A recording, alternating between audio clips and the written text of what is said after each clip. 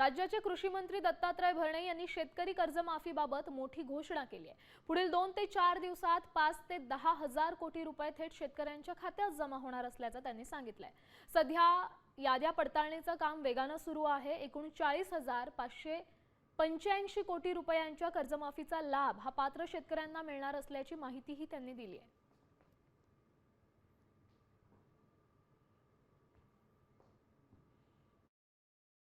कर्जमाफीचा लाभ निश्चित प्रकारे देतोय। मला वाटतं पहिल्यांदा आपण 5,000 कोटी रुपये पहिल्यांदा दिलं, कदाचित 4-2 दिवसामध्ये दुसरे 10,000 कोटी रुपये लगेच त्याला होतील। त्याचा आता काही अडचण नाहीये। लवकरात लवकर आपण साधारणतः 40,585 कोटी रुपयाची आपण ती रक्कम ही जाहीर केलेली 36,000 होती, 5,000 4,000 ह्या महात्मापोलीमुळे वाढलं।